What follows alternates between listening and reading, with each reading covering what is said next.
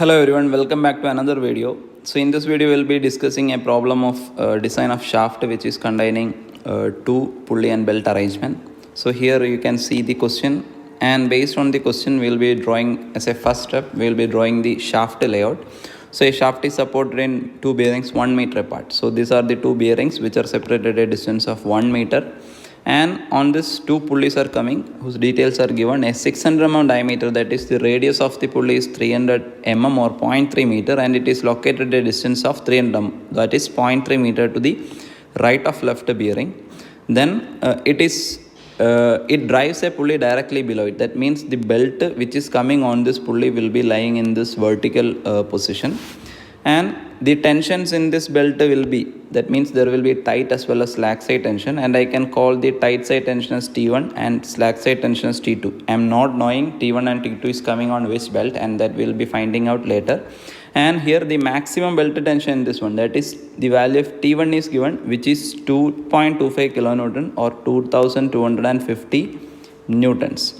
And there is the details of another pulley, second pulley, which is pulley at this location D. It is coming at a distance of 0.2 meters or 200 mm to the left of right bearing. This is right bearing, and its diameter is 400 mm or its radius is 0.2 meter, and it is driven by an electric motor, and the belt is lying in a horizontal position. That means the other pulley which is driving this one is coming to the right of this one and in this horizontal position. So this is the entire shaft layout, and the distance in between these pulleys can be found as 0.5 meters, so that the total distance between these two bearings is 1 meter. And here the angle of contact for both pulleys is given, which is 180 degree, which will be required to formulate the relation between tight and slack side tension. For this pulley at a D, we can name the tight and slack side tension as T3 and T4. So four belt tensions are there, T1, T2, T3, T4, where T1 and T3 are the respective tight side and T2 and T4 are the slack side tensions. And here we have to find the diameter of the shaft, for which the allowable working stress in tension as well as shear is there given. That means we have to apply both maximum principle or normal stress theory as well as maximum shear stress theory. And here I am showing the equation from this data book to be applied for finding the diameter, which is making use of this both theories. And this is generally given for a hollow shaft, where this K is representing the ratio of minor diameter to the inner diameter to outer diameter. So for solid shaft, this K value will be taken as 0, and we will be proceeding to solve this problem. So as a next step, we will have to find the belt tensions, and then later we have to draw the horizontal and vertical diagrams, and then we have to find the net bending moment. Here CM is the correction factor for bending moment, CT is the correction factor for twisting moment, and where capital M and capital T are the load acting, and we have to find this load acting on this shaft. So we will be seeing that. So here you can see the shaft layout, and I will be drawing the pulleys which are coming at location C. So this is the pulley at C, and this is the pulley at D, and here at pulley C, belt is running over this one in a vertical manner, and at a pulley D, it is lying in a horizontal, or it is running over the pulley in the horizontal position. And I already mentioned that the belt tensions in pulley C are T1 and T2, and the belt tensions in pulley D are T3 and T4. So I have to find where this belt tensions are coming. So first we will be taking the pulley at D, because it is said that it is driven by some other one. That means this pulley D is a driven one. So this is a driven pulley. So here the driver pulley that will be coming here for this one, and this will be trying to pull this one. That means the belt tensions will be acting, so that this will be rotating clockwise. So this tension will be this tight side, and this tension will be the slack side, that is T4. So the pulley D will be rotating clockwise, and the shaft will be rotating clockwise. So now this pulley at D is a driven one. So this is a driven one. So as a result, pulley D will be getting power. So shaft will be rotating, and pulley C will be also rotating in this way. So now this pulley at C will be becoming a driver. So we have to find on which side the tension T1 is coming here or T2 is coming here. So that we will be seeing. So now this will be rotating in this direction, and this is the driver, and we will be finding the direction of this belt tensions with respect to driven. So the driven pulley will be coming here, and this will have to pull, or the belt tensions will be coming, the belt and tight side will be coming here, because this will have to rotate in the clockwise direction. So we can see the belt tensions here. So this will be the tight side T1 and this will be the slack side T2. So 4 tensions are there, T1, T2, T3, T4, out of which the value of T1 is given as 2250. Then we have to find the other tension. For that, the details, that is coefficient of friction between the belt and pulley surface and angle of contact is given. Angle of contact means this angle over which the belt is making in contact with the pulley. That means this will be the angle of contact. It is given as 180 degree for both. So we are having a relation between the belt tensions, which is the ratio of tight side to slack side tension T1 by T2, or same as T3 by T4, is equal to e raised to mu theta, where mu is equal to the coefficient of friction and theta is the angle of contact. So here it is mentioned the coefficient friction is 0.24 and the theta value is 180 degrees. So you have to substitute in radians and this will be equal to pi radians, or 3.14.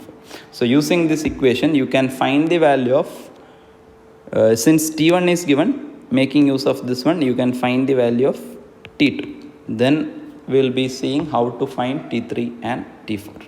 So if you are seeing here from this T1 by T2 equal to e raised to mu theta, so mu and theta you are knowing, so you can find the value of T2 easily. Then you will be getting the value of T2 as 1058.6 Newton you will be getting for T2. So we have to find T3 and T4. For that we will be seeing the torque created about this shaft or at this location C. So the belt tensions are T1 and the slack side is T2. So the net torque created about the center of this shaft will be equal to, so torque I will be writing as capital T. This is the torque, and this torque T will be equal to the tight side tension minus slack side tension into the radius of the pulley C, that is RC. So now we are having the value of this T1 as already given, 2250 Newton, T2 is 1058 Newton, and the value of RC, radius of pulley C, is 0.3 meter. So you can find the torque as, and you will be getting 357.4 Newton meter, and this value we have to substitute in the equations for finding the diameter. So this is 357.4 Newton meter. And if you are observing, the same torque will be transferred to the pulley at D also. So you can calculate the torque, or you can replace the torque as the in terms of belt tensions at a pulley D, that is T3 minus T4 into RD you can write. And also you are having another relation between the tight side and slack side, that is T3 by T4 equal to again e raised to mu theta. So you can solve this equation simultaneously and you can find the value of this tight and slack tensions for the belt which is at this pulley D location.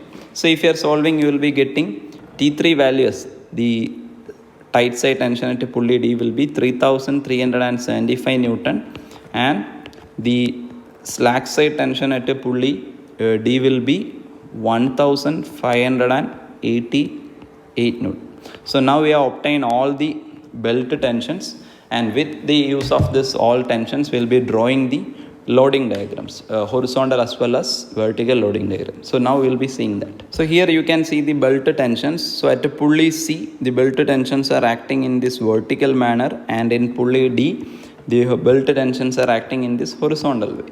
So since this loads are, or the resultant load at pulley D will be in this direction, T3 plus T4, and in this will be T1 plus T2. So these tensions are acting in different planes. We will be seeing in the next figure, and according to which we will have to draw the loading diagram. So first we will be drawing the vertical loading diagram. So while drawing the vertical loading diagram, you will be considering only the external forces which are acting in the vertical plane. So external forces at a pulley C, you are having this tensions T1 plus T2 acting in this direction. This is lying in a vertical plane. But at a pulley D, the belt tensions is T3 plus T4, but it is acting in the horizontal plane. So when we are drawing the vertical loading diagram, you need not consider this T3 plus T4. Then you can see this shaft, or you can draw this loading diagram by looking from the front, and then you can draw this shaft as a line. So AB is the shaft, and this pulley locations are C, and pulley location, the other one is D. And here the net load is T1 plus T2 acting vertically downwards. So against this reactions, RAV and RBV will be developed, and we have to find out this RAV and RBV. For that you can make use of the force balance and moment balance. So sum of RAV plus RBV will be equal to T1 plus T2. You are knowing the value of T1 and T2 tensions, and you can take the moment about point A.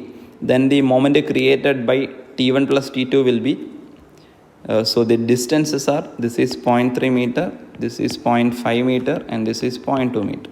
So moment created by T1 plus T2 about A is the force T1 plus T2 into 0.3, which is making a clockwise moment, and this RBV is making an anti-clockwise moment. So I can equate this clockwise moment with respect to anti-clockwise moment. Then this will be equal to RBV into the total distance is 1 meter. So this is equal to 1 meter, and you can solve for this RAV and RBV. Then you will be getting the values of RAV as 2316 Newton and RBV as 993 Newton. So these were the values of RAV and RBV. Now we will be evaluating the bending moment at different points, that is MA, MB, MC and MD. And in the last video also I have mentioned that the bending moment at the simply supported endpoints will be 0, and these are drawn for the vertical loading. So this is MAV, MBV, MCV and MDV, and values MAV will be 0 and MBV will be 0, and we have to find the value of MCV and MDV. So for that MCV you can stand at this location and you can look onto the either side. That means you can look onto right or left. So if you are looking onto right, only force is 993 and distance is 0.5 plus 0.2, that is 0.7 meter. So this MCV will be equal to 993 into 0.7, and if you are solving this, you will be getting as 694.8 Newton meter you will be getting. And the bending moment at D will be equal to, again you can stand on this point D and you can look onto the right side or left. So while looking onto the right, only force is 993 Newton. So this moment will be equal to 993 into 0.2. So if you are seeing, this will be equal to 198.5 Newton meter. So now you have obtained the bending moment at different points for the vertical loading diagram. In a similar way, you will be drawing the horizontal loading diagram and we'll find the reactions and find this bending moment for this horizontal loading. So we'll be seeing that next. So here is the horizontal loading diagram. So while solving the horizontal loading diagram, you will be considering only the external forces which are acting in the horizontal plane. So that is T3 plus T4 is only coming in horizontal plane, and T1 plus T2 is coming in vertical, which we have already taken. And against this reactions will be developed, which is RBH and RAH, and for this we will be drawing the shaft as a line for loading diagram. Then we will be marking RBH and RAH, and load is T3 plus T4 whose values you are knowing. And here also you will be applying the equilibrium, the RAH plus RBH equal to T3 plus T4, and moment condition you will be applying. Then you will get the value of RAH and RBH. The RAH value is again 993 Newtons and RBH value is around 3971 Newton. So with making use of these values, you can find MAH, MBH,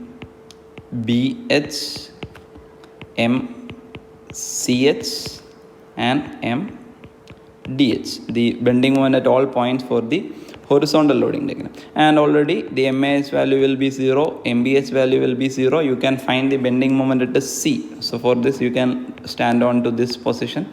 You can look onto the right or left. You need not consider the sign. So simplest is looking onto the left because there is only one force. So this bending moment will be equal to, for MCS, this will be equal to 993 Newton into distance between A and C is 0.3 meter. So this you will be getting a value of 298 Newton meter. You will be getting the value of bending moment at C for horizontal loading. In a similar way, you can find the MDHS 794.3 Newton meter you will be getting. So these are the bending moment at C and D for the horizontal loading. Now we will be evaluating the net bending moment at all locations by making use of this horizontal and vertical components. So here already we are having the horizontal and vertical component at points A and B are 0. So net bending moment at A will be 0, net bending moment at B will be 0. And now we will be evaluating the bending moment at C, for which you will be substituting the horizontal and vertical component. For at C, this is 297 square plus 694 square at bending moment. Then you will be getting the net bending moment as 755.9 Newton meter. And at point D, you are having the horizontal and vertical components as 794 plus 198. You are having some decimals are there, so I am neglecting that. And here resultant you will be getting 818.7 Newton meter. So if you are looking out of all points A, B, C and D, the point D is having the maximum bending moment, which is 818.7 Newton meter. So this will be used for substituting in this equation for finding out the diameter. And already we are having the twisting moment or the torque which is acting on this shaft, that is net twisting moment T equal to 357.4 Newton meter. This we already evaluated at the beginning. So now we are having the values of M and T to be substituted. This is the value of T and this is the value of M. So now we can substitute directly and find the diameters of the shaft. So here we will be applying both the principal stress theory as well as maximum shear stress theory, and the equations are given, and here properties are also given. So all values will be substituted in the SI unit. So here the sigma y by Fs is given as the allowable tensile stress, which is equal to 63 megapascal. So this should be substituted as 63 into 10 raised to 6. The M value already you are having, M value is 818.6 Newton meter, and torque value you are already having, torque is equal to 357.4 Newton meter, and Cm and Ct are the correction factors. So nothing is mentioned. So we will be taking, for finding the Cm and Ct, you are having a table here. So from table, for rotating shaft we will be taking, because it is rotating and transferring power. So we will be taking this load as steady and applied load. So for which the Cm is 1.5 and Ct is 1. So this value is 1.5 and this Ct value is 1. So all values we can substitute and find the diameter using this by solving this equation.